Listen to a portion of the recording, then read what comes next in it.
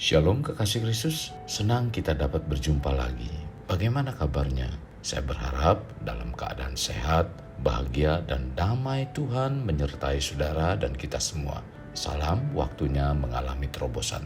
Mari kita tetap melekat dalam Tuhan melalui renungan hari ini, agar firman Tuhan yang disampaikan dapat menguatkan iman kita, sehingga kita menjadi pribadi-pribadi yang menyenangkan Tuhan. Mari kita berdoa. Bapa yang baik, terima kasih buat hari ini di mana kami kembali mendapatkan satu kesempatan dan waktu yang baik untuk kami menerima kebenaran firman-Mu lewat renungan melekat dalam Tuhan.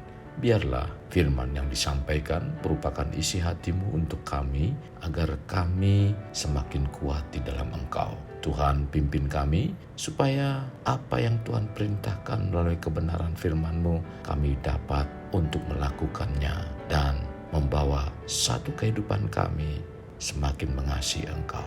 Terima kasih Tuhan Yesus, pimpin kami dengan kekuatan Roh-Mu yang kudus untuk kami terus bisa berjalan menggenapi kebenaran-kebenaran firman-Mu. Ini doa kami, dalam nama Tuhan Yesus kami berdoa. Amin. Melekat dalam Tuhan bertema yang membuatmu kuat. Firman Tuhan terdapat dalam kitab Efesus 6 ayat 10, demikian firman Tuhan. Akhirnya, hendaklah kamu kuat di dalam Tuhan, di dalam kekuatan kuasa-Nya. Untuk memiliki tubuh yang sehat dan kuat, kita butuh berolahraga. Karena dengan banyak olahraga, agar badan atau tubuh menjadi sehat dan kuat. Memiliki tubuh yang sehat dan kuat akan berdampak juga dalam kerohanian.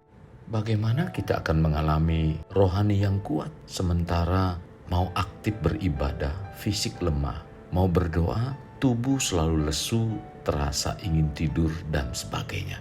Jadi, alangkah baiknya kita berolahraga secara teratur agar membuat kita sehat secara fisik. Menggerakkan otot-otot fisik selain sangat berguna bagi tubuh jasmani, juga dapat membawa dampak bagi rohani kita. Demikian juga dengan otot-otot iman kita perlu dilatih. Karena melalui latihan hidup rohani kita kuat, dan dengan kuatnya rohani kita akan berdampak pula kepada fisik atau tubuh jasmani.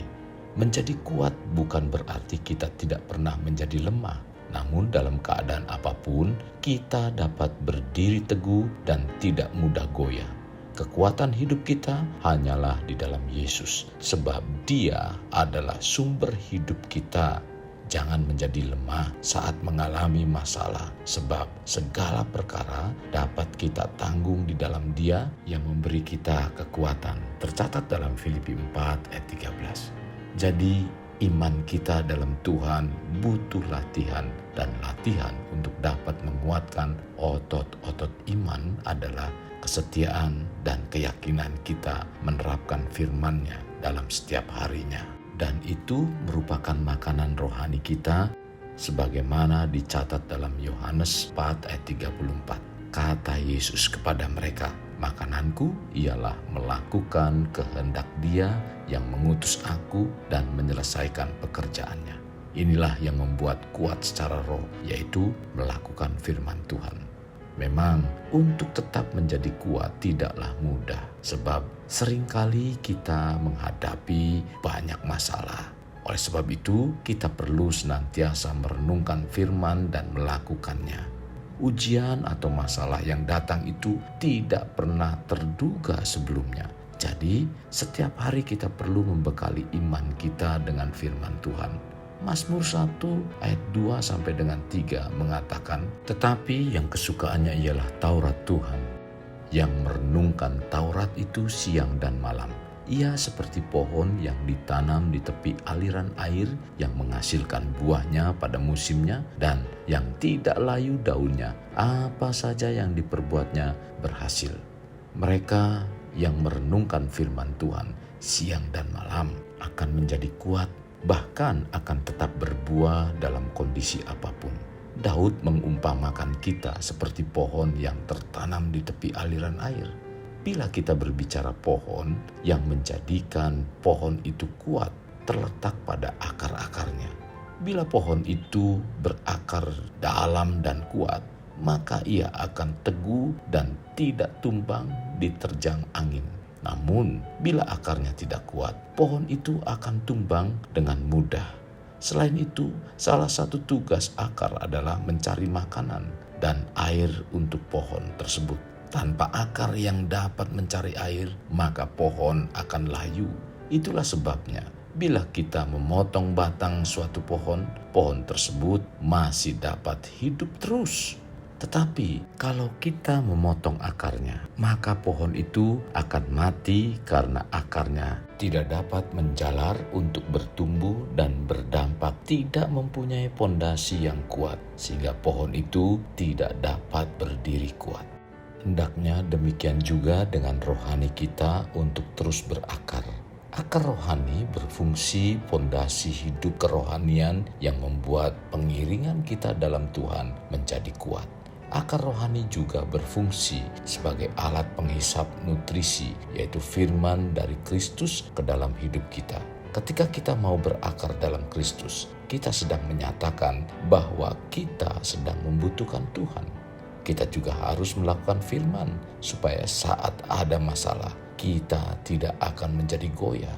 Kalau kita ingin menjadi orang yang kuat di dalam Tuhan, maka kita harus menjadikan firman Tuhan sebagai dasar di dalam kita menjalani hidup ini agar tetap kuat. Kekasih Kristus, hendaklah kita senantiasa tinggal di dalam Tuhan, supaya kita tetap teguh dan kuat. Jadilah pribadi yang kuat dan teguh di dalam Tuhan, dengan mengisi hati dan pikiran kita dengan firman Tuhan. Kekasih Kristus, mari kita alami terobosan hidup. Untuk mengalaminya, mulailah dengan mengenal prinsip-prinsip kerajaan Allah serta menjadi warga kerajaan. Kita berdoa. Bapa, terima kasih buat hari ini. Engkau kembali meneguhkan kami dengan firman-Mu. Biarlah firman yang disampaikan membawa kerohanian kami semakin kuat di dalam Engkau. Menghadapi apapun yang sedang kami geluti, yang sedang ada di dalam kehidupan kami menjadi kuat di dalam Engkau. Karena kami tahu bahwa Tuhan adalah Tuhan yang memberikan kemampuan, kekuatan. Karena firman itulah yang memberikan kekuatan dalam iman percaya kami untuk menghadapi setiap persoalan demi persoalan. Kami percaya firman itu yang memberikan jalan keluar. Tidak lain dan tidak bukan, sebagaimana firman-Mu katakan bahwa firman Tuhan adalah sumber yang menguatkan, yang memberikan jalan keluar, meneguhkan, bahkan memberikan satu pengharapan yang baru dalam kehidupan kami.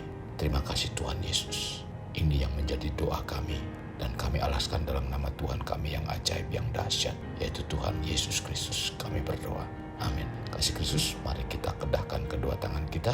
Terimalah anugerah berkat dari Allah Bapa, kasih sayang daripada Yesus Kristus, dan persekutuan dengan Roh Kudus yang mencurahkan berkat secara rohani, berkat secara jasmani, dan berkat secara ekonomi. Di mana berkat Abraham, berkat Ishak, berkat Yakub dicurahkan dan dilimpahkan dari saat sekarang sampai Maranatha tiba, dalam nama Tuhan Yesus. Amin. Sampai jumpa di renungan berikutnya. Tuhan Yesus memberkati. Jangan lupa like, share, dan subscribe.